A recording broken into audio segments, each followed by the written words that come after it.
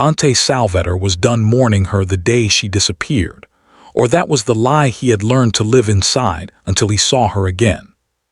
His offer was simple: 30 days under his roof, 24-hour protection, and no one touches her or the boys without losing a hand. 30 days, 2 children. One name he wanted back under his own. One promise he made in a voice that sounded like judgment. When the month ended, she could leave if she still wanted to. Her rules were simpler.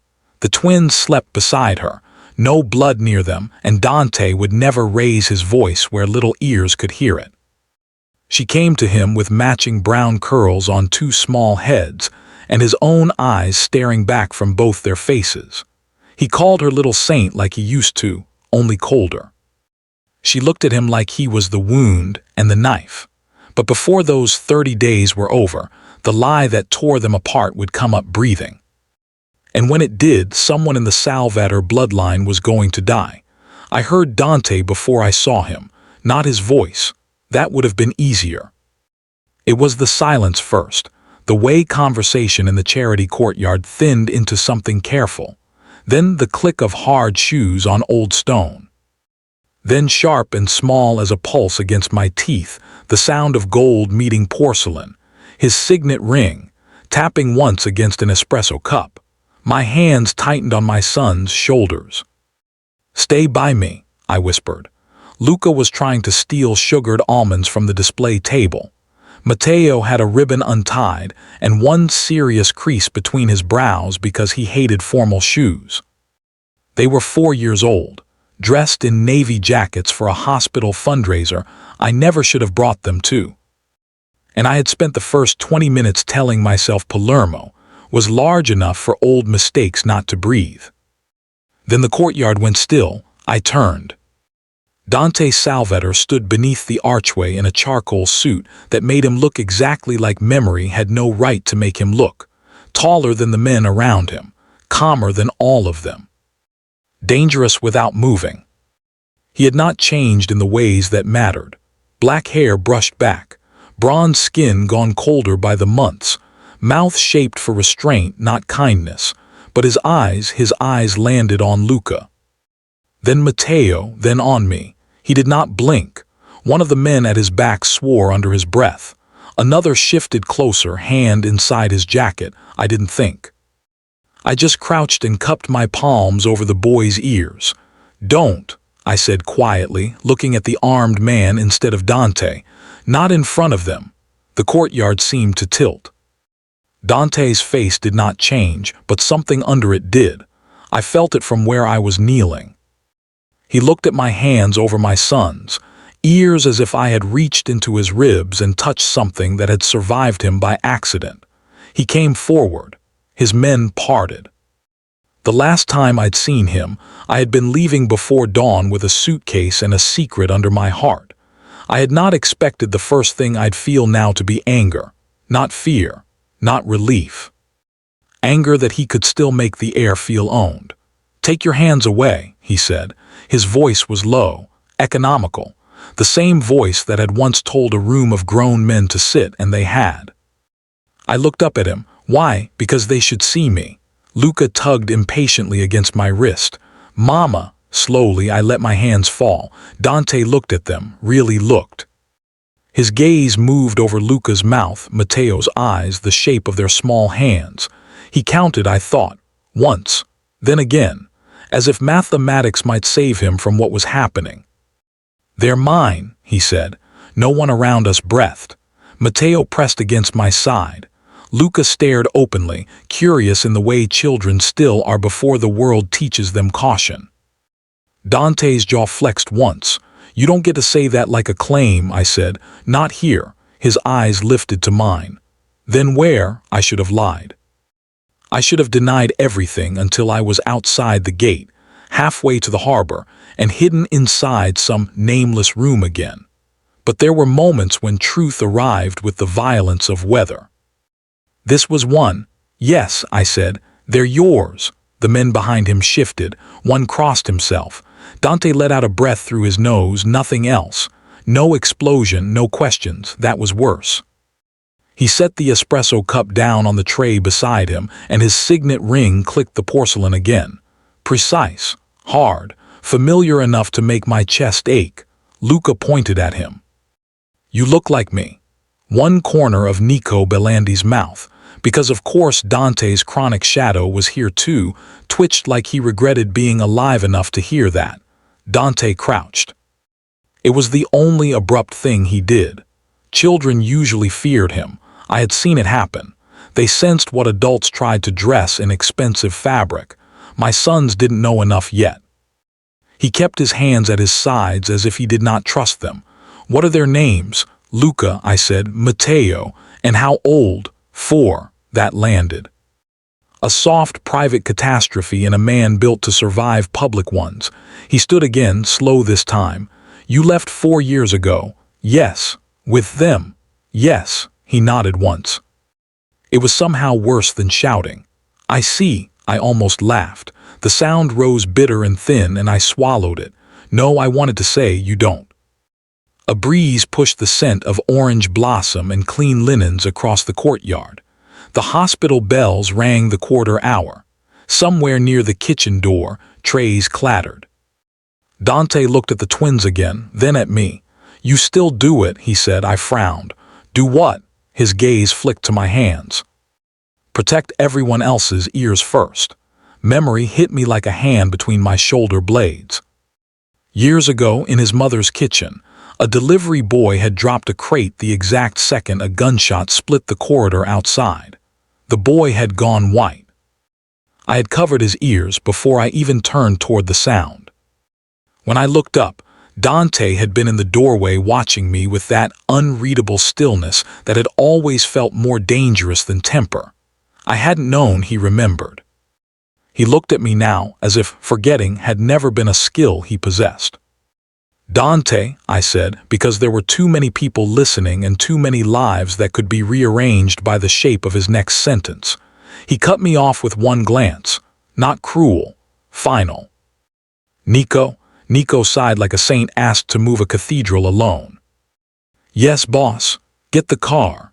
"Which car?" Nico asked, because survival in Dante's orbit apparently required a death wish or performance art.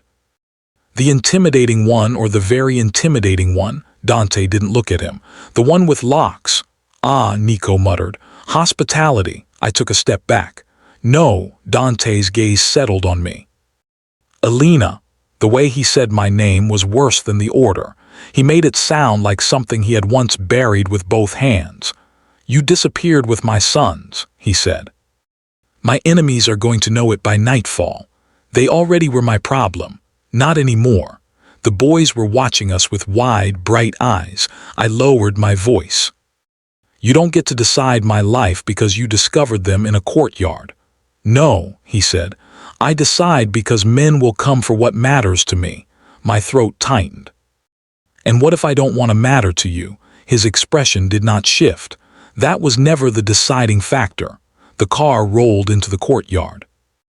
Nico opened the rear door with the expression of a man approaching both doom and indigestion. Rosa Ferretti, the fundraiser's head cook, appeared in the kitchen arch with flour on her cheek and alarm in her eyes. She looked from me to the twins to Dante and went very still. "Boss," she said carefully, "maybe do not traumatize the children between the cannoli and the donation speech." Dante looked at her. "Rosa." It was not agreement. It was acknowledgement that he had heard the only person in Palermo who still talked to him like she owned a wooden spoon and nerve enough to use it. Then he looked at me again. "Get in the car, little saint." The nickname landed cold, not affection, recognition, possession sharpened into language. "I'm not one of your things." His face went quiet in a way that made men disappear.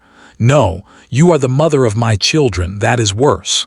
Luca reached for the polished car door. Matteo leaned into my leg, already tired. I should have run. I should have taken the boys and bolted through the side gate into traffic, into the anonymous mercy of crowds. But Dante stood there like the end of one life and the beginning of another, and I knew enough about his world to understand this much. If I ran now, I would never stop. So I gathered Matteo first, then Luca, and slid into the back seat. Dante got in after us. The lock clicked down. The Salvetter villa smelled like polished wood, coffee, and the kind of money that had never once apologized for itself. I had forgotten that, not the size of it. Not the marble floors or the carved ceilings or the soft, watchful footsteps of staff, trained to notice everything and ask nothing. I had forgotten the pressure of the place. The sense that even the air had been taught obedience. Luca pressed his face to the car window until we turned through the iron gates. Matteo fell asleep in my lap 10 minutes later, one hot cheek against my coat. Dante watched the road like it had personally offended him. He had not asked questions in the car. That was its own kind of violence. When we arrived, 2 men opened the front doors before the engine died. Dante got out first and came around to my side. He reached for Matteo. Instinct snapped through me so fast it was almost ugly. "Don't," he looked at me, not at the boy. "He's asleep." "I know." "Then let me carry him." The words were simple. The fact that he said "let me" instead of "give him to me" disturbed me more than command would have. After one stupid, suspended second, I passed Matteo over. Dante took him like glass. That was what nearly broke me. Not his power, not the gates, not the armed men stationed like shadows at the edges of the drive, the care in his hands. Luca had already climbed out and was examining a stone lion beside the steps with scholarly suspicion. "Does it bite?" he asked Nico. Nico, who had accompanied us in another car and now looked personally victimized by architecture, glanced at the lion. "Only on weekdays." Luca considered that. "Today is Thursday." "Then absolutely yes." "For God's sake," I muttered. Nico put a hand to his chest. "Madam, I'm trying to keep morale up in a household where your return has likely shortened 3 men's life expectancy." Dante didn't turn around. "Nico." "Yes, boss." Silence. My finest skill. Inside, Rosa Ferretti met us in the foyer. She was in her late 50s, compact, iron-gray hair pinned back, apron still on as if she had walked straight out of a kitchen argument to attend a kidnapping. Her eyes moved over the twins, softened, then landed on me with something like pity and accusation braided together. "You're thinner," she said. "Hello to you too." Her mouth tightened. "And these are the reasons I'm suddenly going to start praying again." Luca hid behind my leg. Matteo woke in Dante's arms, blinked, and stared up at the stranger holding him. Dante looked down just once. "You're home," he said. The word hit me wrong. Matteo, still half asleep, put his head back on Dante's shoulder as if the body beneath him made some old instinctive sense. Dante went still, so still even Rosa noticed. Then Nico ruined it. "I'd like it entered into the official record," he said solemnly, "that I have not eaten bread in 11 days, and the universe still finds new ways to test me." Rosa turned on him. "No one cares about your diet, Nicola." "I care," he said. "My tailor cares. My future depends on buttons. Your future depends on not speaking. I was hoping it depended on you eventually saying yes to dinner." Luca giggled. It was so sudden and clear in that severe foyer that everyone paused, even Dante. Rosa rolled her eyes with the long-suffering patience of a woman who had endured this exact nonsense for years. "Bury a body first, then ask me," Nico brightened. "So there's a path." Dante finally looked at him. "Security briefing, 5 minutes," Nico sighed. "And love dies again." Dante set Matteo down carefully. "Rosa, take the boys to the kitchen, feed them. Elena stays with me." "No," I said immediately. Both twins turned. I softened my voice. "Go with Rosa for a minute, Tessari. I'll be right there." Luca looked suspicious. Matteo looked sleepy. Rosa solved it by producing 2 almond cookies from somewhere inside her apron, like a magician with better priorities than most governments. They went. The moment they vanished through the side corridor, the foyer changed. Warmer things left with them. Dante faced me. For a second I saw the version of him the city whispered about. Not loud.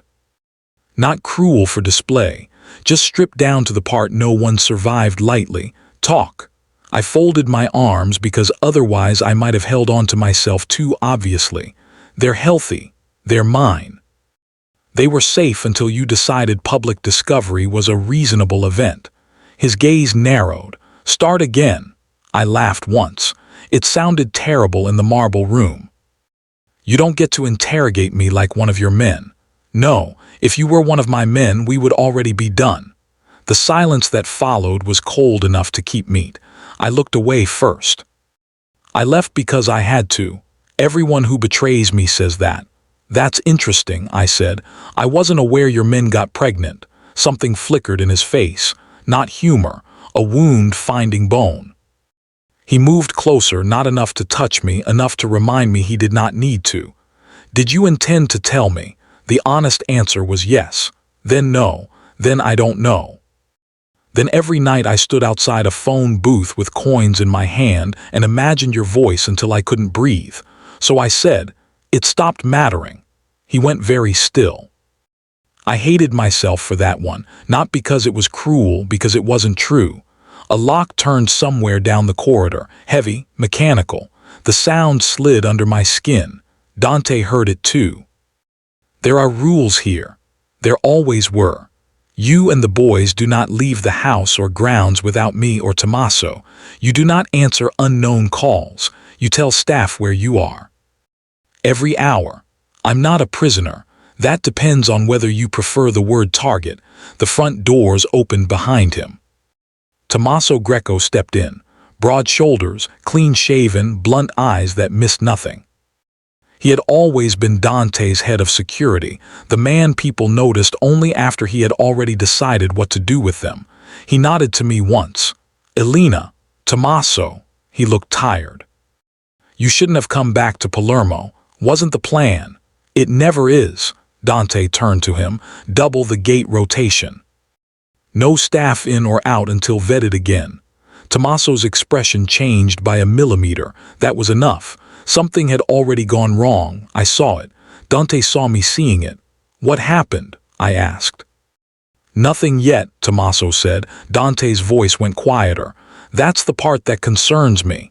He looked at me again, not soft, not remotely, but definite.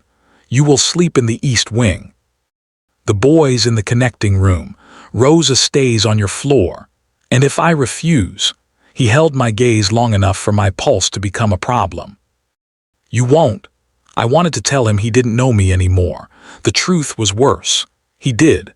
By morning, the villa already knew my son's breakfast preferences better than some people had known my name. Luca liked apricot jam, but only if it didn't touch the crust. Matteo preferred honey and refused milk, unless it came in the blue cup he had decided was morally superior to all other cups in existence. Rosa took these details with the solemnity of diplomatic intelligence. I stood in her enormous kitchen, sleeves rolled, hair tied up badly, and tried not to feel what I was feeling. The worst part was how natural the boys looked here. Sunlight spilled across the stone counters. Copper pans hung over the island.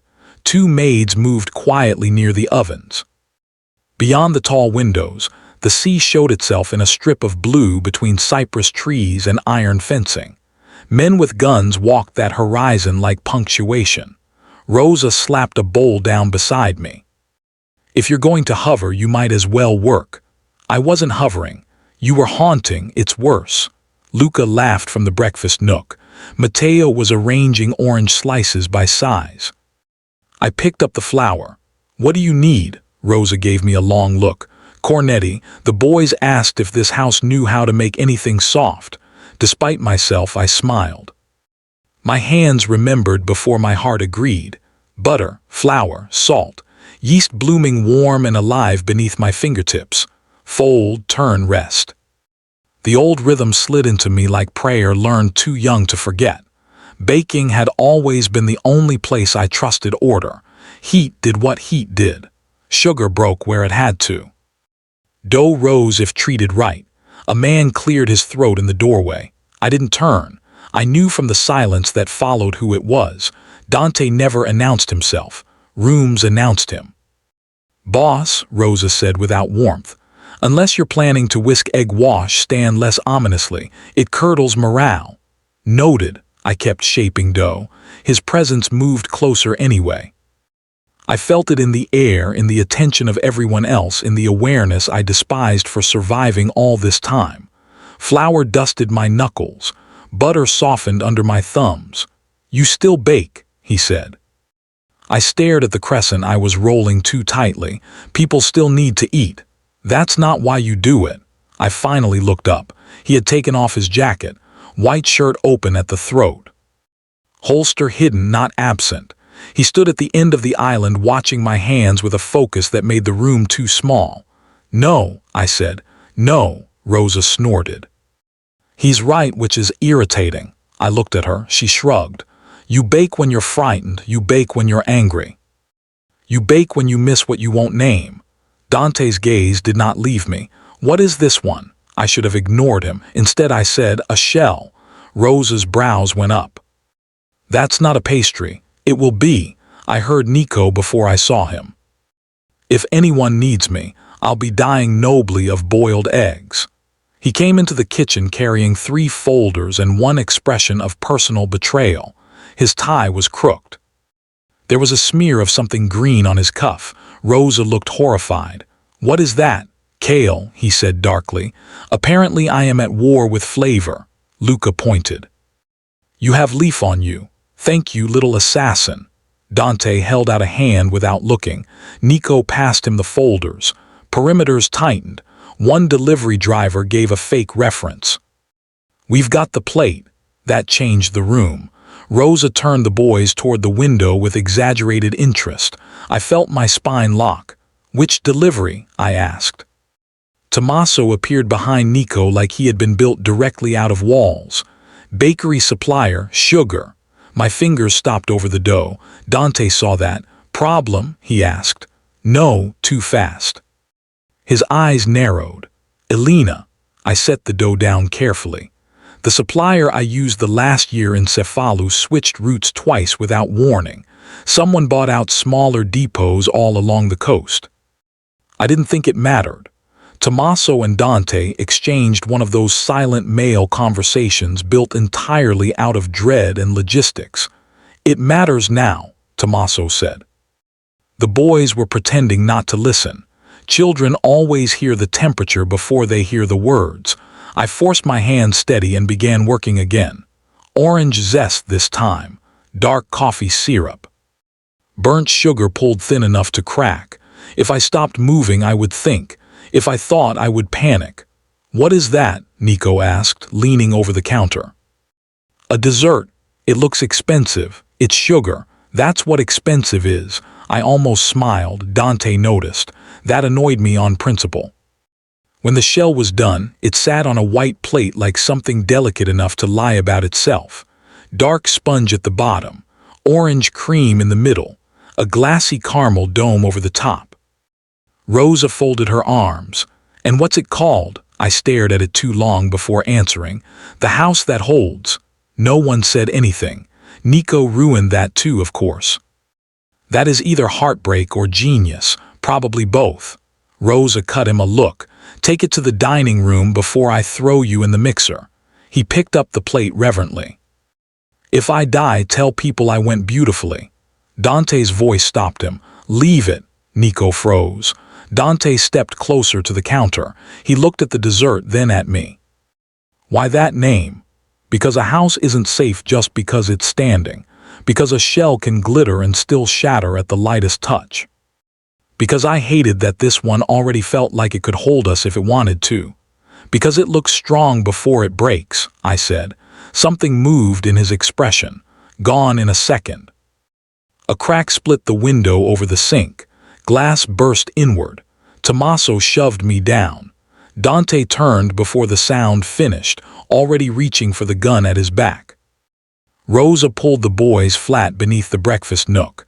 Nico dropped to the floor, still clutching the dessert like a lunatic patriot. Another shot. Then the sharp, impossible stillness after it. Dante was already at the window, body angled to shield the room even as he tracked the line of fire. I saw only his profile. Hard, focused, terrible.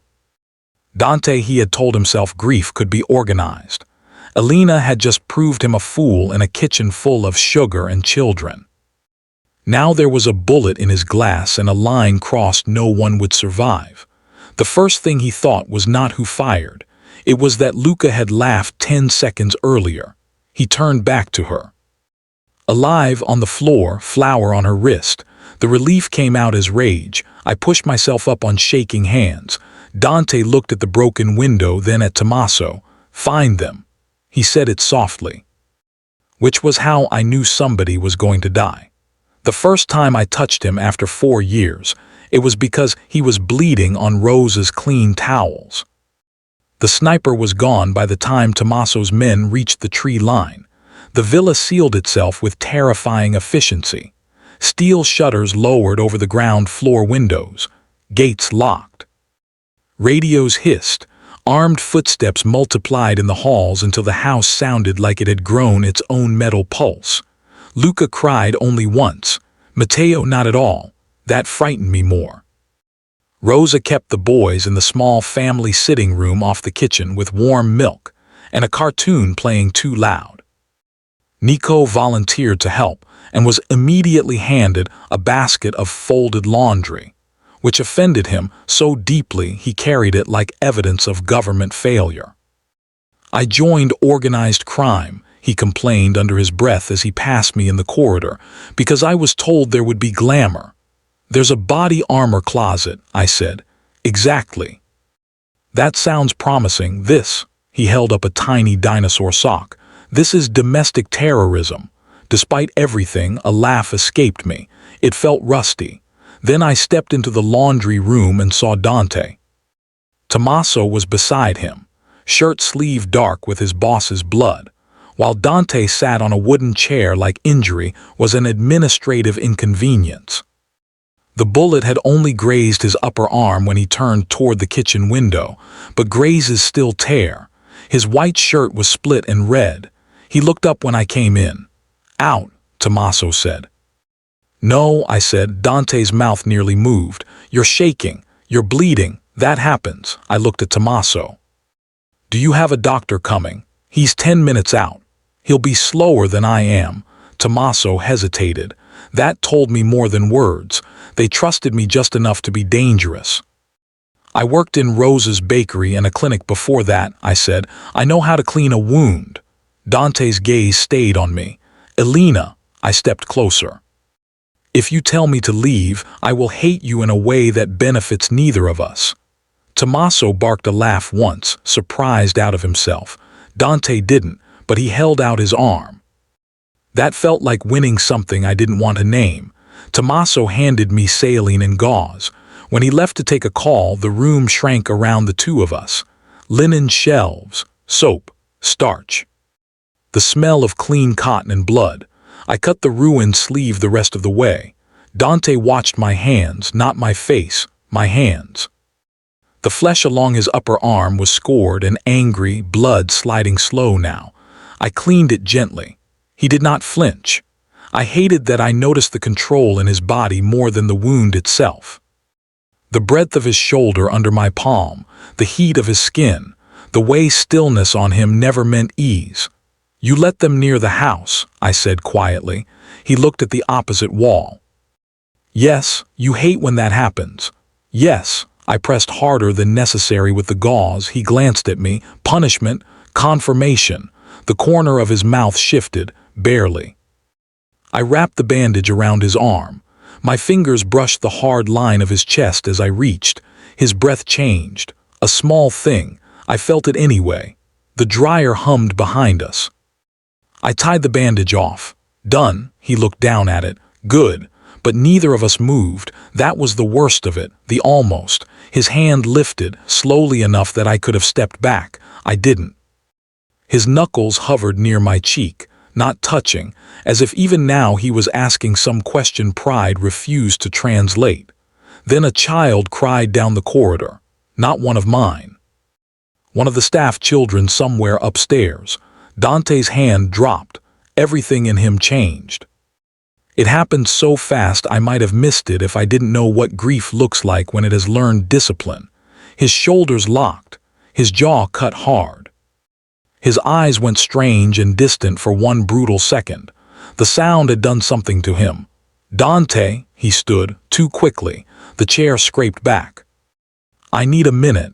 He made it 2 steps before I caught his wrist. It was instinct, a mistake, a truth. He stopped. His pulse beat hard under my fingers. "What was that?" I asked softly. He looked at my hand on him before he looked at me. "Nothing." "Liar." The word fell between us without heat. Too tired for heat. He could have pulled away. He didn't. "When my brother died," he said, each word looking expensive on him, "there were children in the nursery above the study." I went still. The door was locked. I waited for the key. The silence after that sentence was the size of a church. My hand loosened on his wrist. He gave me nothing else. Not the fire, not the bodies, not the shape of the regret. Just that one unbearable fact. I waited. He looked at the floor. "I don't wait anymore." Tommaso stepped back in and the room sealed itself again. "Shooter's bike was torched 2 roads over," he said. "Professional cleanup." Dante nodded once, already colder. "Inside information." Tommaso's face went flat. "Maybe. Don't lie to comfort me." Tommaso didn't. Nico appeared in the doorway then, holding a glass bottle of green juice like it was a cursed relic. "Rosa says if you don't drink this, she'll poison you properly next time." Dante stared at him. Nico lifted the bottle defensively. "I am not the enemy here. I am a vessel of nutrients and fear." Against all reason, I laughed again. Dante looked at me when I did, really looked. Some gentler thing moved behind his eyes and vanished before I could trust it. Nico glanced between us, sighed dramatically, and addressed the ceiling. "Dear Lord, thank you for not letting the boss kill anyone in the laundry room today, that we know of." "Leave," Dante said. Nico put the juice on the table. "So cruel to the people who love you." Rosa's voice rang from the corridor. "Nicola Bellandi, if you say one more foolish thing, I'll feed your kale to the geese." Nico blanched. "You know my weakness." He fled. I looked at Dante. "You're afraid of nothing." "That's not true." "What then?" His gaze dropped to where my fingers were still near his wrist. "Delay," the word sat there, heavy, human. My throat tightened around something too soft for the room. Then his hand turned beneath mine. Not to hold. Not exactly. Just enough that his thumb brushed the inside of my wrist once, where my pulse ran wild against the skin. The dryer hummed. His signet ring kissed the metal edge of the table with a soft click. The door opened again, and the moment broke. By the 5th day, the villa had learned how to breathe around us. That should have comforted me. It didn't. Comfort is dangerous when you've spent years surviving on vigilance. The boys began racing toy cars across Dante's study rug, as if men hadn't once disappeared in that room for lesser crimes. Rosa started sending trays of sliced fruit upstairs every afternoon with the severity of an accusation. Nico continued his war against carbohydrates and dignity. Tommaso moved through the house like a man who had stopped sleeping before the rest of us noticed. And Dante watched. He did it from thresholds, from the far end of dining tables, from the terrace after midnight with one hand in his pocket and his tie loosened. He never crowded me, never reached when he wanted to. That restraint made everything worse. It would have been easier if he were cruel. I was in the kitchen assembling cannoli shells with Rosa when the delivery came. Tommaso himself brought the white bakery box in. That was my first warning. "No return address," he said. My stomach tightened. "Who signed for it?" "No one." Rosa wiped her hands. "Open it outside." I was already moving. The back courtyard was all white stone and clipped rosemary, beautiful enough to disguise ugly things. Tommaso set the box on the iron table and stepped back. Dante appeared from nowhere 2 seconds later, like threat itself had called him by name. He looked at the box. "Elena, I know." The twins were inside with Nico, thankfully occupied by an educational documentary Nico hated because the flamingos made him uneasy. I lifted the lid. 12 perfect cannoli. Powdered sugar, pistachio dust, orange peel on top. My pulse stumbled. No one in Palermo decorated cannoli with orange peel that thin except me. Dante saw my face change. What? I leaned in. Not to eat, to smell, sugar, ricotta, cinnamon, and beneath it almost swallowed by citrus, bitter almond. Don't touch it, I said, Tommaso cursed. Rosa crossed herself. Dante's gaze sharpened. Poison? Yes. How do you know? I looked at him. Because orange blossom doesn't sit on top of ricotta like that, it fights it. Whoever made these was trying to hide the almond scent. Rosa looked furious on my behalf, which was somehow more frightening than panic. These were made to look like yours. Yes, Tommaso swore again, softer. Dante's expression did not change, but I saw the rage in the small tightening at the corners of his eyes. For the boys. Or me, I swallowed. Probably both. A bee circled the sugar and drifted off. Somewhere on the lower lawn, one of the guards laughed at something I couldn't hear. Life had the indecency to continue. Dante closed the box. Burn it. Tommaso took it away. I stood there with my hands on the iron table until the metal bit cold into my palms. Dante waited. He had become very good at waiting in the right direction, which was worse than the old kind. You said you had to leave, he said. I didn't answer. Rosa looked between us and made the sign of the cross again, slower this time. That's not a warning, she said. That's a memory. Dante turned to me fully. Whose? The courtyard went too bright. Heat pressed off the stones. I could still smell the bitter almond under the sugar. Still see the exact sliver of orange peel laid over the poison filling the way I used to do when I wanted a dessert to look softer than it was. I should have lied. Instead I said, the man who came to me 4 years ago brought pastries. Tommaso's attention sharpened. Dante didn't move at all. What man? He asked. I laughed once, thin and ugly. Your family doesn't do anything plainly, do they? Elena. The tone hit like a door shutting. I gripped the edge of the table. I was 11 weeks pregnant. I hadn't told you yet because I was waiting for. My mouth tightened around the memory. Something gentler than your study after midnight with blood still on your cuff. Dante's eyes changed by a fraction. Guilt, maybe, or only recognition. He came while you were in Catania, I said. He sat in my apartment and ate one of my cannoli before he said a single word. Then he put a silver nursery key on the table. Dante went still in a way that made the air feel watched. I didn't know what it was, I whispered. Not until he told me. Tommaso's jaw hardened. He said the last children in a Salvator nursery burned behind a locked door while the men downstairs decided which key mattered most. He said your family called that survival. I swallowed. Then he told me if I loved my babies, I would leave before they learned what your name costs. Rosa cursed under her breath in Sicilian. Dante's face had become impossible. Blank in the way stone is blank. Blank in the way graves are. Who? He asked. I looked at him. Vittorio. No one spoke. The fountain at the far end of the courtyard kept spilling water into water like the world hadn't tilted off its hinge. My uncle, Dante said, as if testing the word for poison. Yes. What exactly did he threaten? I should have softened it. For the boys, for myself. For the dangerous, fraying thing in Dante's eyes, I didn't. He said if I stayed, my sons would either become leverage or ash. The silence afterward was the kind armed men hear before gunfire. Tommaso muttered something vicious and stepped away to make a call. Rosa touched my elbow once, firm and brief, then followed him, leaving me alone with Dante in the hard white heat. He did not come closer. That hurt more. You believed him, he said. I believed the key. You should have come to me.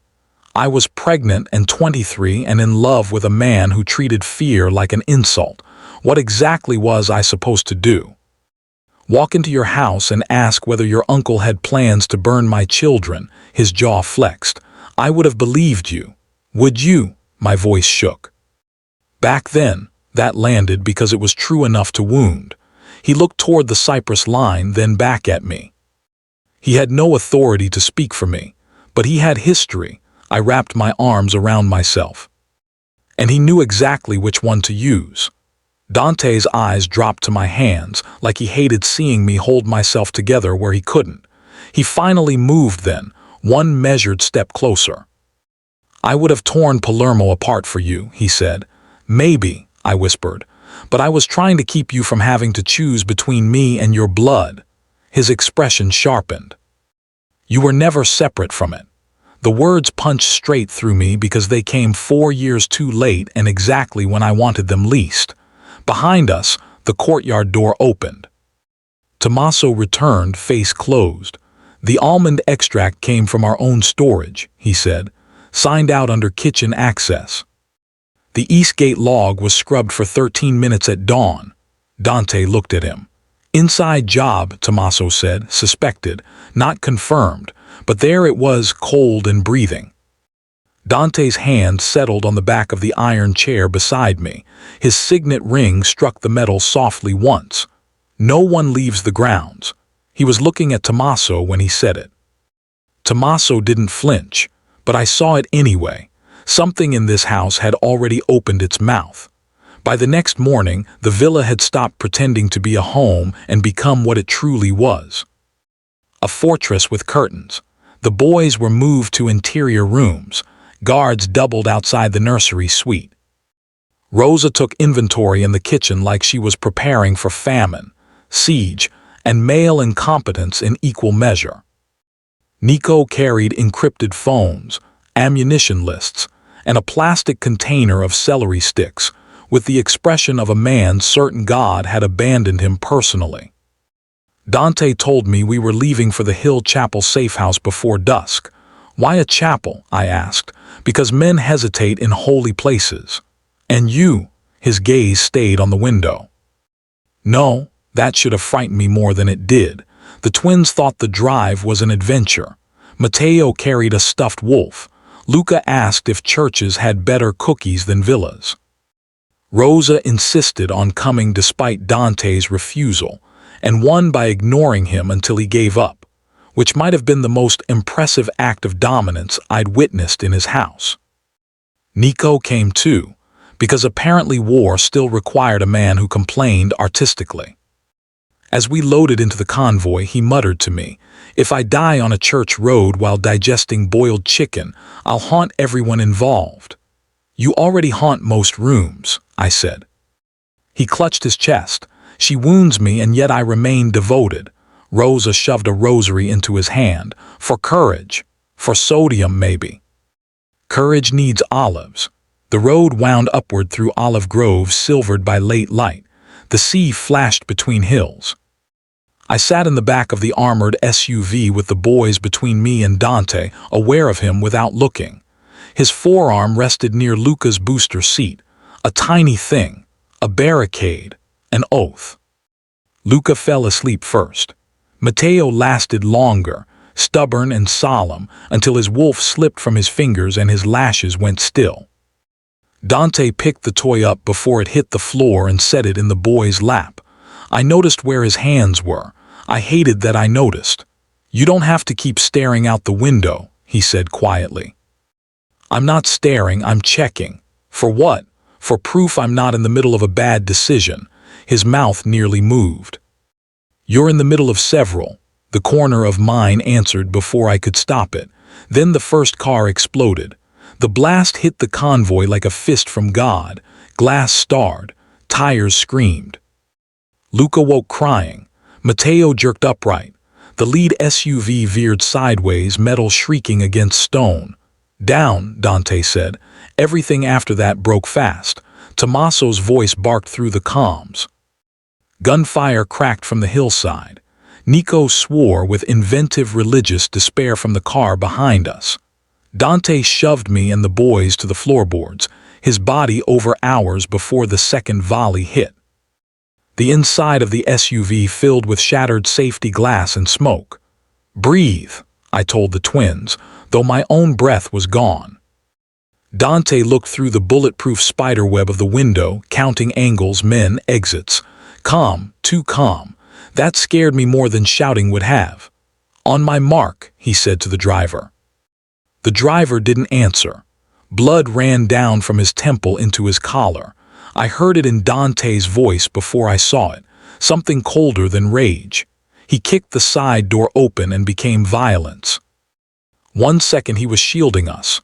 The next he was outside in dust and gunfire, moving low and exact, firing only when it mattered.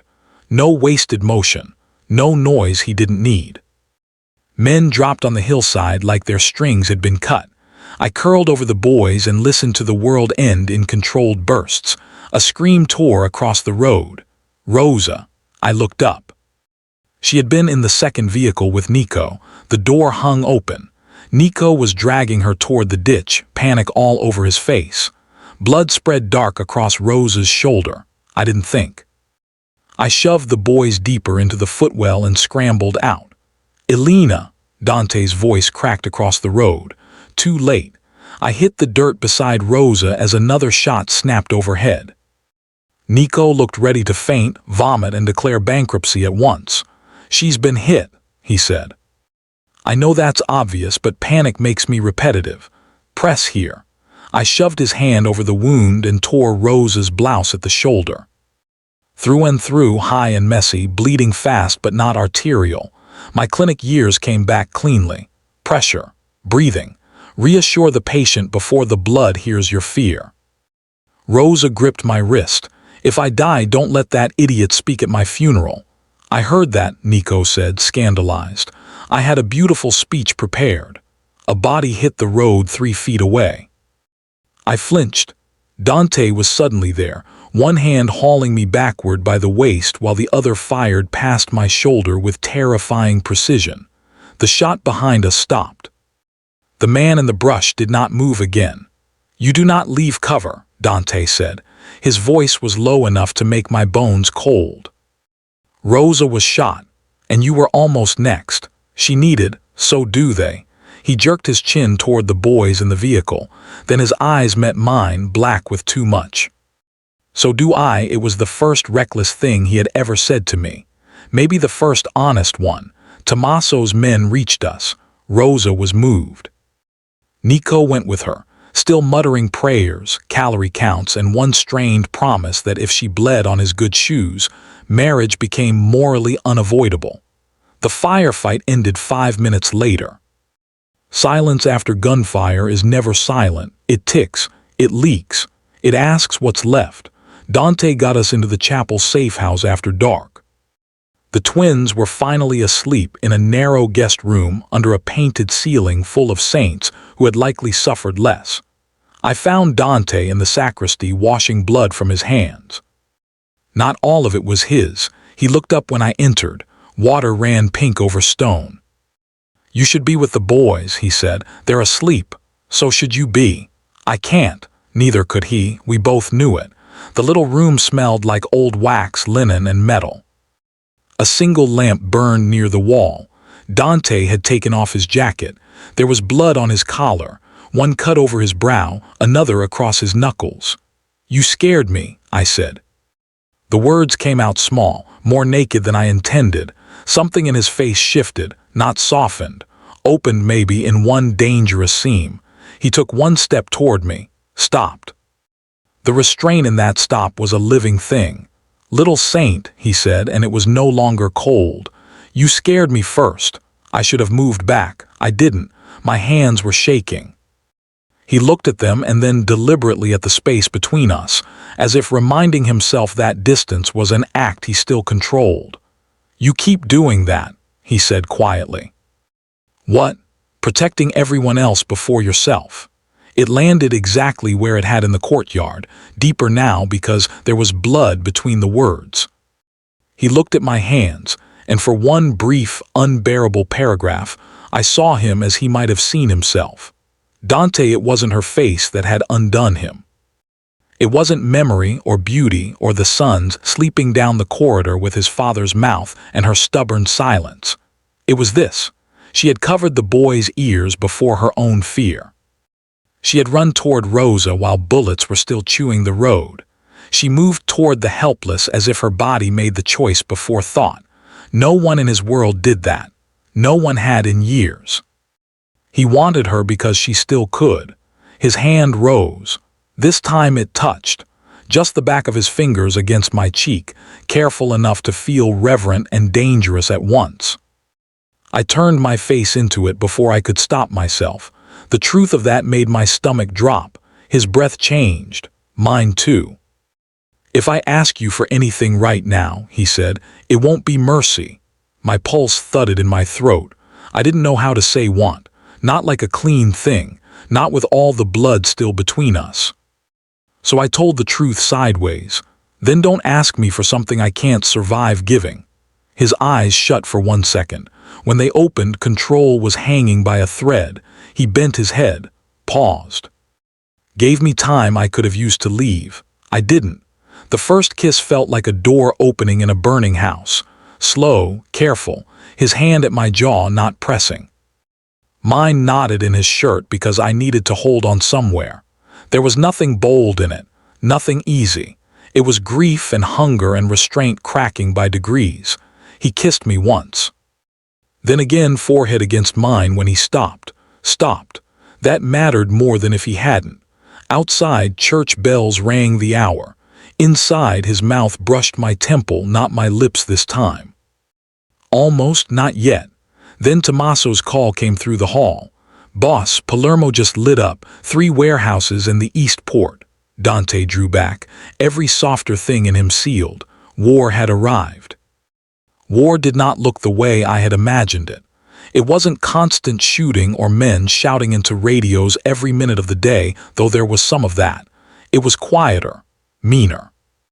It lived in changed routes and half-empty rooms, in drivers checking mirrors twice, in Dante's phone vibrating at 2 in the morning, and his face going carved and unreadable before he slipped out of bed, or the chair beside the bed. Because he still had not crossed that last line with me again. It lived in the boy's learning not to ask why the shutters stayed closed. Rosa returned from the doctor with her shoulder sewn and her temper entirely intact, which was more relief than I could carry gracefully. Nico hovered around her like a man auditioning to become useful and failing in entertaining ways. "Do not carry that," she snapped at him when he reached for a stock pot. "I'm trying to help. You're trying to impress me. That too. You can impress me by learning the difference between basil and mint." He looked personally attacked. "They're both leaves with ambition." The boys adored him. That should have been impossible, and yet there it was. Luca laughed every time Nico pretended to negotiate with vegetables. Matteo once solemnly offered him half a cracker for strength. Nico had nearly cried. By the end of the week, Dante moved us back to the villa under heavier guard. He said the chapel had become too predictable. I suspected he wanted his own walls between us and the city. Maybe he wanted his dead under his feet where he knew them best. The attack came at dusk on a day that smelled like rain, not on the house. On the Harbor Gate warehouse where Rosa's supplies arrived and where I had gone, against Dante's advice. Because one of the new pastry assistants had cut his hand badly on a broken crate, and Rosa insisted, I was calmer than any of the men. She was right, the boy was 16, white as flour. I had him sitting on a sack of imported sugar while I cleaned and wrapped the cut. My hands knew what to do, pressure, stitch, distract. "You bake?" he asked through clenched teeth. "Yes. Rosa says your pastry can make men confess. She's generous." "No," Rosa called from the loading table. "I'm observant." The first shot dropped one of the outer guards. The second shattered the overhead lamp. Men started moving. Fast, trained, armed. Rosa shoved the assistant under the steel prep table. I turned. 3 masked shooters came through the freight entrance. Not spray-and-pray men, but professionals clearing angles with intent. Dante's name slammed through my mind so hard it felt spoken. This was a message. I grabbed the boy and pushed him deeper into cover. Rosa had a pistol out from nowhere which should not have surprised me and somehow still did. "Elena," she barked. "Back room." Now, I ran for the office corridor with the boy stumbling beside me. Halfway there, another burst of shots hit the wall. Brick dust filled the air. Someone screamed in the loading bay. When I reached the office, Tommaso was there. He seized my arm. "Service exit, move." "Rosa, men are with her." The boy was crying now, trying not to. Tommaso shoved keys into my hand. "Black sedan outside the fish gate. Passports in the visor. Take the children and go north. Don't stop in Palermo." I stared at him. "What?" His face did something strange. Not guilt. Sorrow, maybe. The shape of a man already paying for himself. "Listen to me," he said. "This is the moment. If you leave now, you can disappear before Vittorio closes the roads." The name hollowed me out. "You know," I whispered, "I know enough." Gunfire snapped closer. The boy flinched. Tommaso shoved us toward the narrow stairwell. "Go," I should have argued. I should have demanded more. Instead, I ran, because survival teaches obedience to the only window that opens. An hour later, I stood at the private harbor with Luca and Matteo in rain jackets, a duffel at my feet, passports in my coat, and a car idling beside the dock. Leaving was possible. That was the worst part. Not theoretical, not dramatic, real. I had the boys, money, roots. A captain waiting with his head down and good reasons not to remember my face. Palermo spread behind me in wet gold and black, beautiful enough to deserve none of us. Luca held my hand. Matteo leaned sleepy against my hip. "Mama," Luca asked, "are we moving again?" Again. The word cut deeper than anything Dante had ever said. I looked down at the passports, at the names I had been using. Elena Costa, widow, seamstress, nobody worth hunting. The life I had built out of caution and borrowed walls. Then I looked back at the city where Dante was, at the house where war had found us anyway, at the truth I could no longer hide from myself. Running had not kept my sons safe. It had only kept them fatherless. Rain tapped the hood of the sedan. Somewhere across the water, a siren rose and thinned. I thought of Dante in the sacristy, stopping when he didn't want to. Of Rosa bleeding and still cursing. Of Nico making Luca laugh over boiled eggs. Of the look on Dante's face when he first counted the boys. I also thought of the men he had put in the ground. Both things were true. That was the cost. If I stayed, I lost the last clean version of myself that still believed distance could make innocence permanent. If I left, I taught my sons that love always runs before it fights. My fingers closed around the passports. Then I tore them in half. The sound was tiny, final. I handed the pieces to the harbor wind and watched them go. The captain swore under his breath. I picked up the boys and the bag, turned my back on the boat, and walked toward the city with rain in my eyes and something heavier than fear under my ribs. When I reached the villa, guards rushed forward. Someone radioed upstairs. Dante met me in the entrance hall. He was blood-spattered, jaw bruised, one cuff torn open. He looked at the boys first. Then me, then the rain on our clothes. "You left," he said. "I did, and came back." I put Matteo down. Luca clung to my hand. "Yes." "Why?" "Because I loved you. Because I hated what leaving made of me. Because darkness chosen is different from darkness suffered. Instead, I said the truest thing I had. Because now I know what staying costs." His eyes held mine for a long, terrible second. Then he nodded once. That was all, but it was enough to close the road behind me forever. After the harbor, nothing in me felt temporary anymore. That should have brought peace. It didn't. Choice rarely does when the thing chosen is dangerous. The villa tightened further. Boys in the schoolroom with a tutor and 2 armed guards outside. Staff vetted twice daily. Rosa sleeping on a chaise in our suite because her shoulder ached too much for stairs and because, as she put it, If anyone tried to take her adopted grandchildren in the night, they'd have to step over her corpse first. Nico responded by bringing her tea, changing her bandage under supervision, and announcing to everyone within reach that true love was apparently indistinguishable from unpaid nursing labor.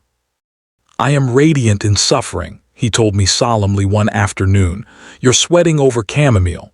Devotion has a shine." I almost kissed Dante that same evening. Almost.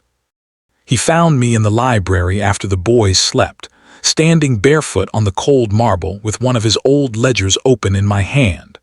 I had been looking for nothing, or for proof I belonged nowhere in that house except the rooms where my sons breathed. He took the book gently from me and set it aside. "You should wear shoes," he said. "You should stop appearing behind people like a beautifully dressed homicide." His mouth moved, barely.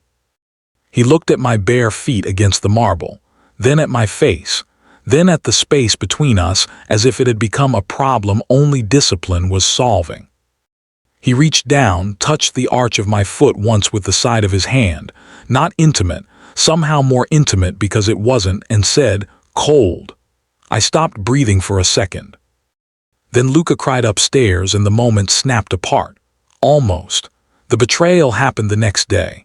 I knew before anyone told me because the villa changed shape around noon. Men ran, not walked. Radios hissed too quickly. One of the housemaids started crying in the corridor outside the nursery and then bit it back like tears were punishable here. Tommaso found me in the schoolroom. "You need to come," he said. Something in his face made my skin go tight. The boys were with Rosa in the kitchen making misshapen biscuits under armed supervision. For one irrational second, I considered refusing to move from the doorway, planting myself there until the world explained itself properly. Then I followed him downstairs. He took me not to Dante's study but beneath it. The wine cellar was older than the house above, arched brick, dust, cool air, locked cabinets, a place built for preservation and secrets.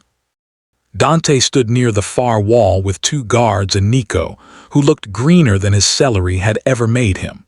On the floor, kneeling, was the pastry assistant from the harbor warehouse.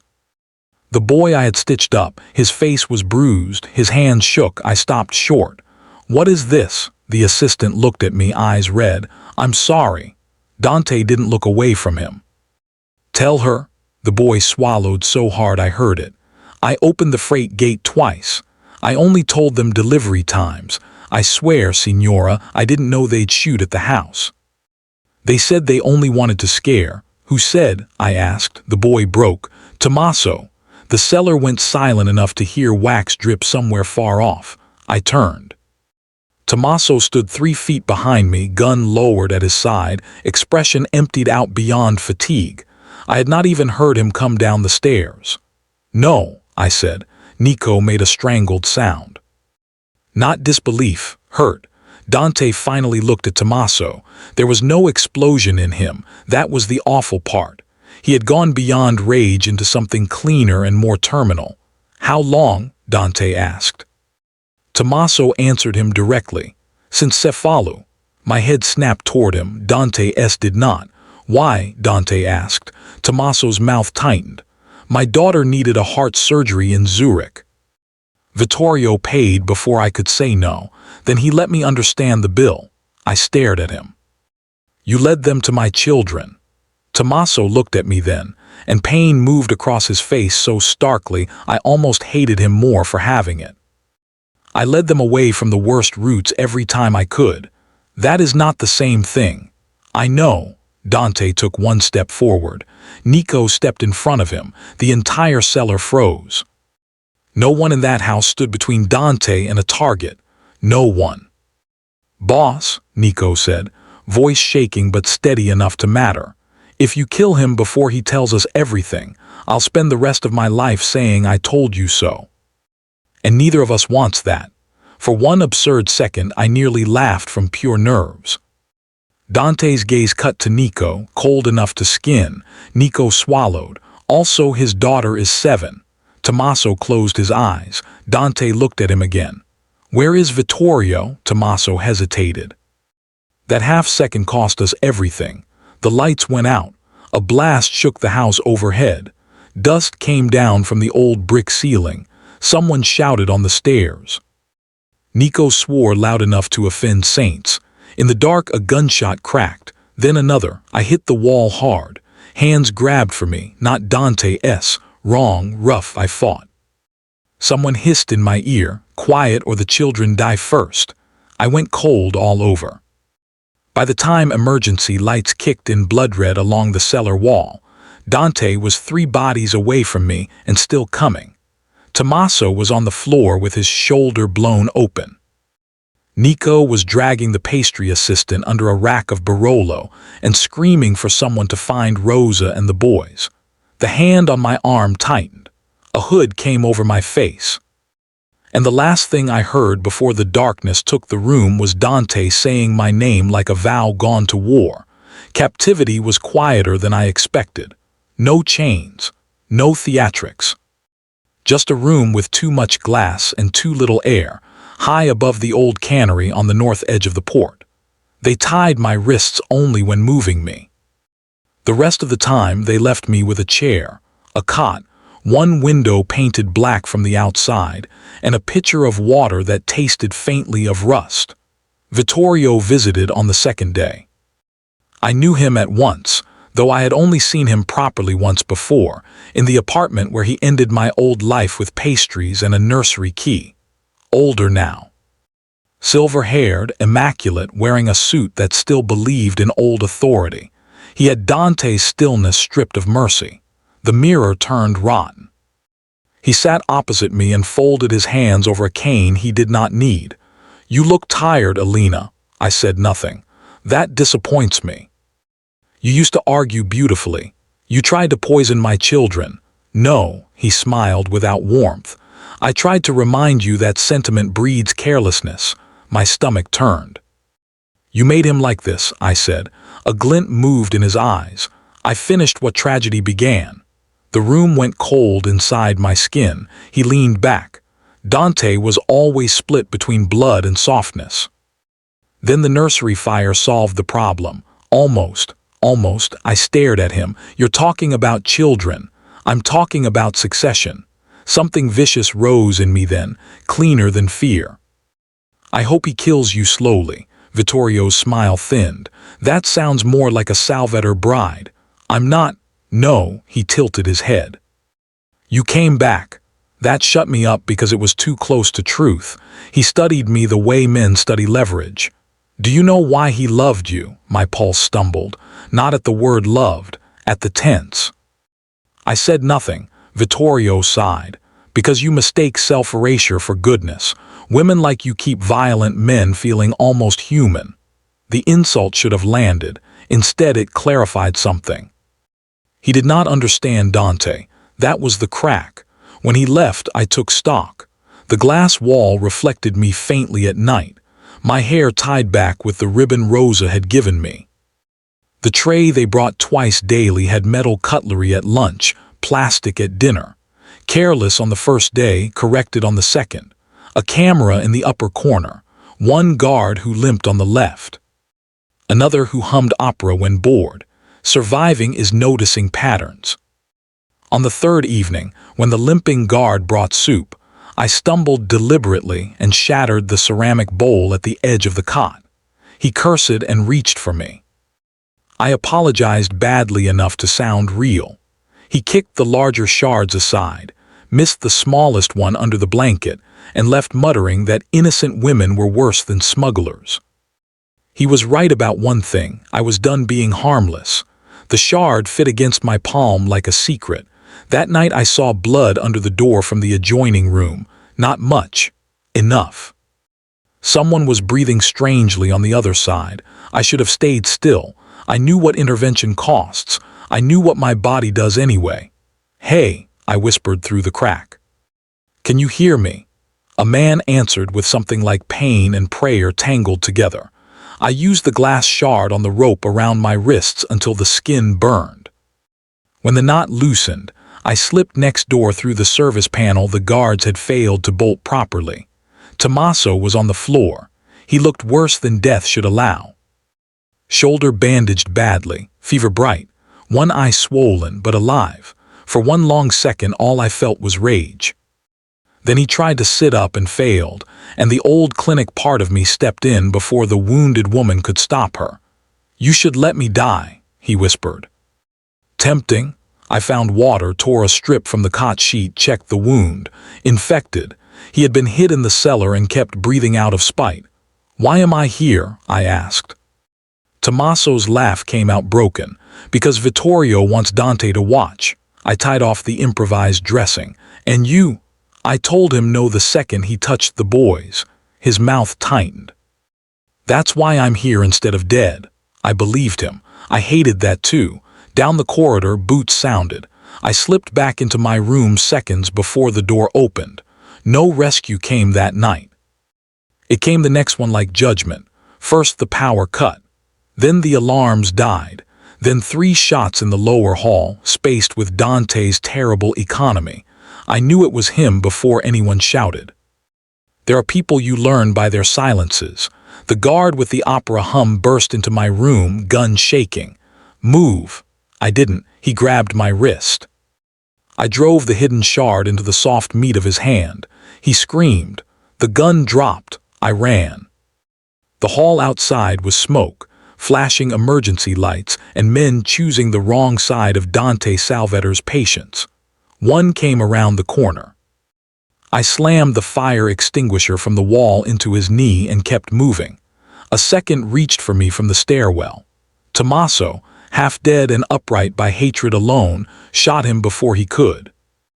Then Dante was there. He didn't say my name first. He looked at me, whole, breathing, standing under my own power. The relief that crossed his face was so naked it almost knocked me backward. Then he closed the distance. His hands came to my face, my shoulders, my wrists, checking damage with the focus of a man trying not to fall apart in public. "You're hurt." "Not badly." Tommaso staggered against the wall behind him. "Vittorio went to the old nursery house on the western estate." Dante looked over my shoulder. I saw the split in him then. Me, Tommaso, the remaining men, the route to the final thing. Nico appeared at the far end of the corridor with a rifle and wild hair. "Good news, no one has died near me in nearly 4 minutes." "Bad news, I've had to run, and I deeply resent cardio." A laugh burst out of me before I could stop it. It sounded half hysterical. Nico looked offended and relieved in equal measure. Dante's forehead touched mine for one brutal second. Little saint, warm now, frayed, human, I shut my eyes. When I opened them, he was already pulling back into war. "Can you walk?" "Yes." "Will you stay behind me?" No promises. Something like pain and pride crossed his face at once. That answer is becoming a problem. We got out with Tommaso bleeding between 2 guards and Nico, explaining to a dead man on the stairs that this entire evening had been hostile to his digestion. Back in the armored car, Dante held my hand like he had forgotten to be subtle. Palermo burned in strips outside the window. He looked at Tommaso once, then away. The final shape of the enemy had stepped into the light, and all of us knew the next room might bury one of us in it. The western estate had been empty for years. No one used that word in Dante's world lightly. Empty didn't mean harmless. It meant abandoned with intent, left to memory, mold, and the things men preferred not to inventory. The nursery house sat apart from the main grounds, where one branch of the Salvator family had once lived before the fire. Dawn found us on the ridge above it, the old villa below shrouded in sea mist and eucalyptus shadow. Broken shutters, cracked stone angels, one upper window boarded from the inside. The place looked like grief kept on land. Tommaso was too wounded to fight, but he gave us the internal map with shaking hands and an apology no one answered. He had already paid in blood. Forgiveness was a different currency. Rosa stayed with the twins at the main villa. Nico wanted to stay too, until Rosa informed him that if he let Dante walk into ancestral madness without one witness capable of sarcasm, she would never even consider dinner. He had straightened like a soldier at mass, so Nico came armed, pale, and muttering. "I'd like history to know," he whispered as we moved through wet grass toward the service entrance, "that none of this was in the recruitment brochure." "There was no brochure," I whispered back. "That explains the low morale." Dante glanced over his shoulder. "Quiet," Nico nodded solemnly. "Terrifying as always, boss." I moved beside Dante as far as he would allow, which meant never quite beside him. Always half a step back, the place he kept for safety. Men spread around us through the mist. Every footfall felt loud, every bird call suspicious. At the side door, Dante held up one hand, stopped, listened. Then his signet ring tapped once against the old brass handle as he tested it. An accidental click against metal that shot straight through me, because it sounded so much like porcelain in the kitchen. In the courtyard, in all the places he had become impossible to stop noticing. He looked at me briefly. "If I tell you to run, I won't." His jaw tightened. "Little saint." It was warning and prayer together. "Too late," I whispered. Inside, the house smelled like wet ash, old wood, and something chemical underneath. Not decay, cleaning solvent, recent, used to erase. We moved room by room, covered furniture. Dust disturbed in fresh tracks. One dining room laid out with 3 glasses, as if someone believed evil deserved elegance. On the mantel, a child's silver rattle blackened by fire. My stomach dropped. Dante saw it too, but did not touch it. The first gunfire came from above. Men scattered. Nico ducked behind a piano and announced to the universe that if he survived this, he was eloping with carbohydrates. Dante pushed me flat behind the stair wall and returned fire with brutal calm. I saw Vittorio's men through the upper balustrade for only seconds at a time. Shadows, muzzle flashes, expensive shoes on old bloodlines. Then I heard a smaller sound. A child's music box. Thin, tinny. Upstairs, left corridor, I looked at Dante. He heard it too. Something in his face broke open and shut again. "The nursery," I whispered. He cursed once in Sicilian and moved. We reached the top landing in a storm of splintered wood. 2 men went down before I fully understood where they had been standing. Dante fought like arithmetic, efficient, inevitable, horrifying in its clarity. No theatrics, no noise except breath and impact. At the nursery door he stopped. It was locked. Old iron. Burn marks around the frame. For one suspended second I felt the whole past gather. Vittorio's voice drifted from inside. "There he is. The boy who learned the wrong lesson." Dante's hand flexed at his side. I touched his arm. "Don't wait." His eyes cut to mine. Then he stepped back and shot the lock out. The door slammed inward. Vittorio stood by the boarded window with one gun trained at the floor and the other resting at his side like punctuation. The room was stripped except for a rocking horse with one charred flank and the music box turning on a stool. "Sentimental," Nico muttered from the hall. "Shut up," Dante said. Vittorio smiled. "You brought the baker." "I brought the woman you failed to scare out of loving me," Dante said. I looked at him. Really looked. He didn't look back. Men like Dante sometimes told the truth only while aiming at death. Vittorio's expression chilled. "Love is just softness men give women to get children from them." "No," I said before I could stop myself. "That's what men like you call possession when they're too empty for anything else." His gaze slid to me. "Still speaking. Still breathing," I said. Gunfire exploded again from the corridor. Nico returned it with a shrieked complaint about tailoring. Somewhere below, one of Dante's men shouted clear. Vittorio moved first. So did Dante. The next seconds came jagged. A shot took the music box. Another shattered the rocking horse. I hit the floor as glass rained from the boarded window. Dante drove Vittorio into the far wall hard enough to crack plaster. The older man fought dirtier than strength should have allowed. Cane blade, hidden knife.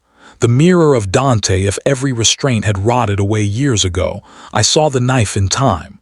Dante, he turned. Too late to clear it fully. The blade went into his side. Something inside me went black and cold. The metal lamp from the nursery table was in my hand before thought arrived. I swung with both arms and all the clean fury I had been carrying since the courtyard. The lamp connected with Vittorio's temple. He staggered. Dante took the opening and finished it with one brutal shot to the chest. Silence hit the room like weather. Vittorio slid down the wall, leaving a dark mark across the faded nursery paper. His eyes found Dante's one last time. "I made you," he said. Dante stood over him, blood running down his own side, face emptied beyond mercy. "No. You only burned what was left." Then he fired once more. It was over, but victory did not feel clean. Tommaso's betrayal still breathed downstairs in the shape of a man not yet forgiven. One of Dante's oldest guards was dead in the corridor. The nursery still smelled like old fire. Dante was on his feet only because hate had not yet let go. I pressed both hands over the wound at his side. "Stay with me." His eyes found mine. This close, I could see the effort it cost him not to fold. "I'm here," he said. It sounded less like confidence than obedience. Nico appeared at the door, white-faced and shaking. He looked at Vittorio's body, then at Dante, then at me with blood up both forearms. "Good," he said hoarsely. "Wonderful, everyone alive enough to traumatize me later." I laughed once and almost cried with it. Dante's hand found the back of my neck, not ownership, anchor. By the time we carried him into the gray breaking morning, the mist had lifted off the ridge and the ruined house behind us looked smaller somehow. Not less haunted, just beaten. At the base of the hill, while men cleared weapons and loaded the wounded, Dante leaned against the armored car and looked back at the house where his childhood had finished dying. Then he looked at me, and in a voice roughened by blood loss and truth, he said, "It is over. War leaves quietly, not all at once, not with music, in papers signed by nervous men. In warehouses reopening, in old loyalties restitched where they can be and buried where they can't, in children slowly forgetting to flinch at radio static." Dante healed badly and stubbornly. Which was to say, like himself. He was back on his feet too soon, one hand always drifting to the scar at his side when he thought no one watched. Tommaso survived the surgery in Zurich, paid for now by Dante, which made forgiveness no simpler than before. His daughter lived. Tommaso asked to leave the family when he recovered. Dante said he could leave the business, not the debt of what they had once been to each other. I still don't know whether that was mercy. Rosa's shoulder ached in rain. Nico brought her tea every afternoon and claimed it was because steeping leaves built character. She accepted the tray each time without gratitude, and once, when she thought no one saw, touched his wrist on purpose. He walked into the pantry afterward and whispered "Madonna" to a shelf of canned tomatoes like a man having a religious episode. The boys adjusted first. Children do, and it is both miraculous and unfair.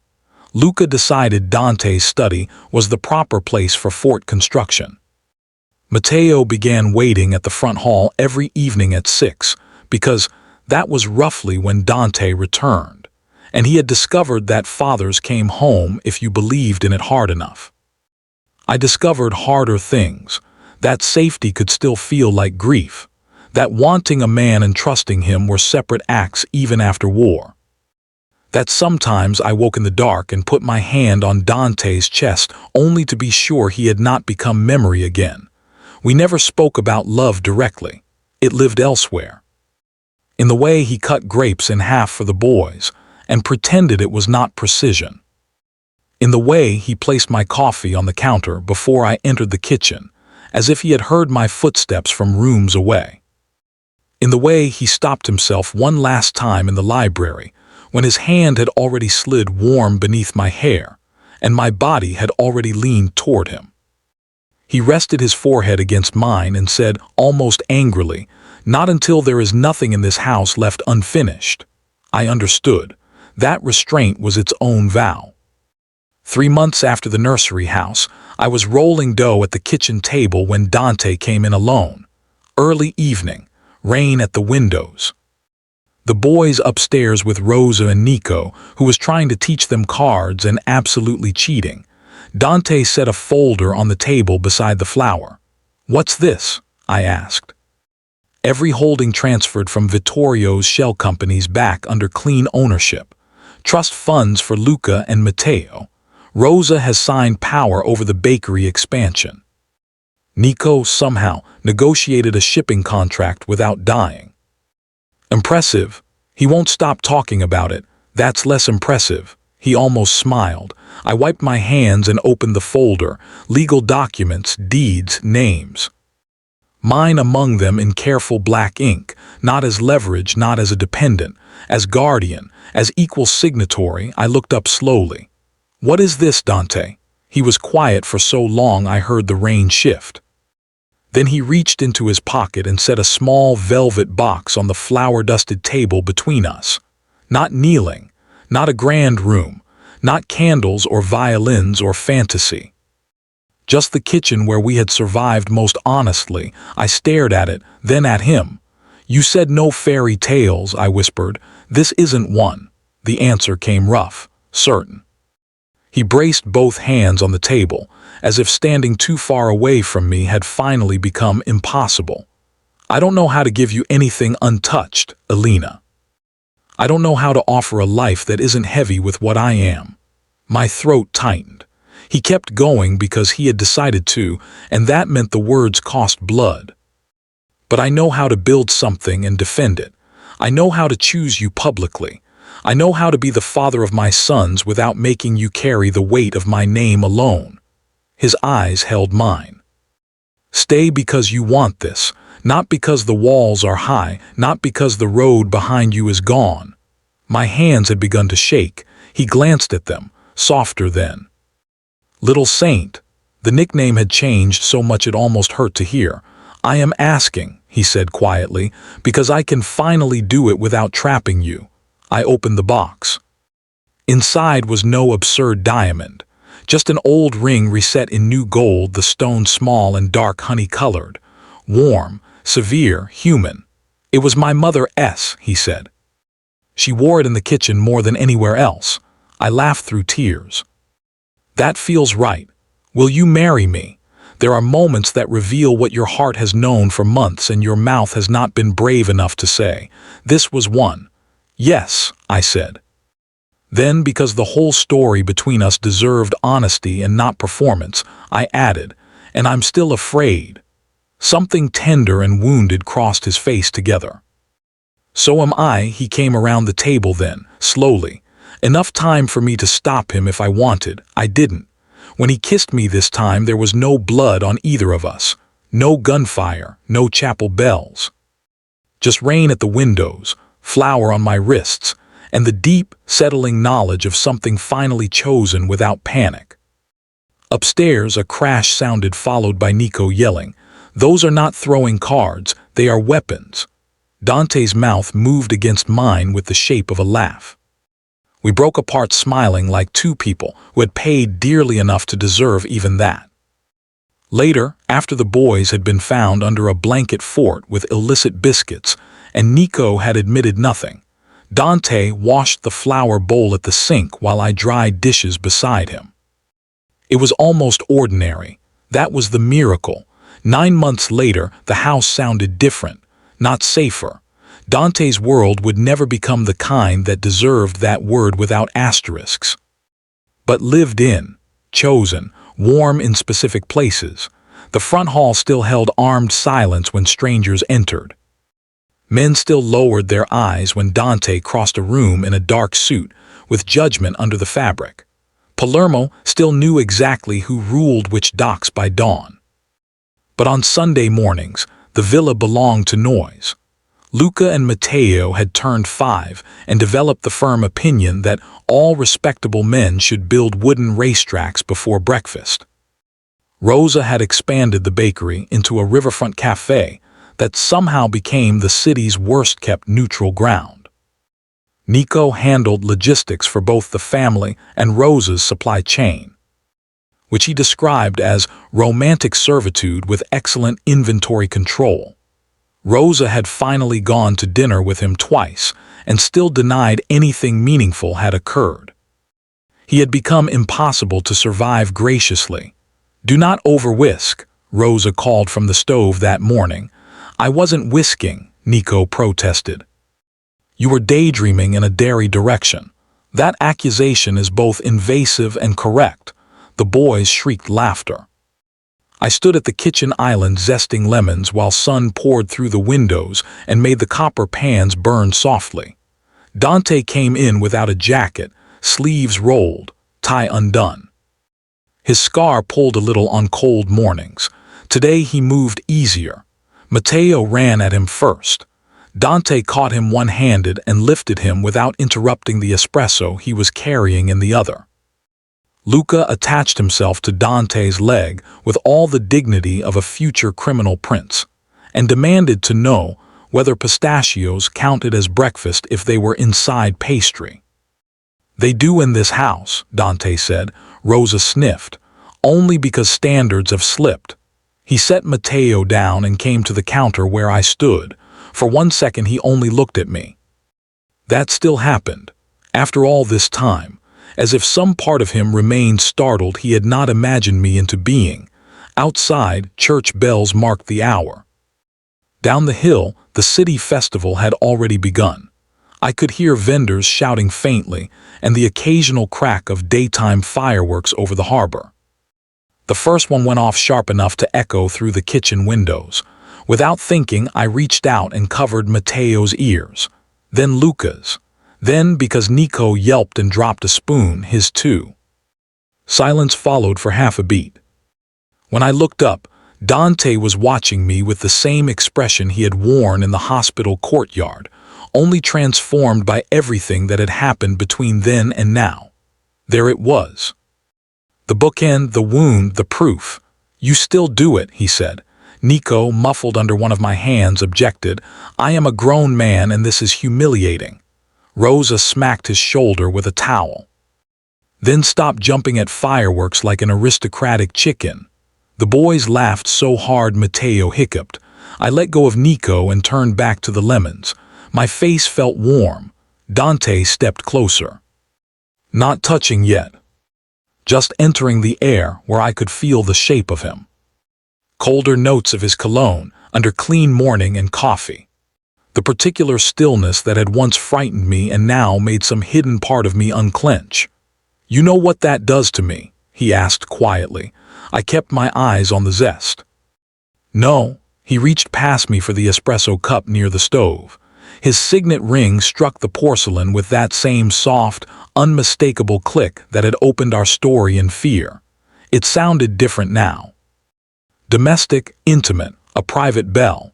"It costs me," he said, voice low enough for only me, "every time I see you protect the nearest helpless thing before yourself." My fingers stilled.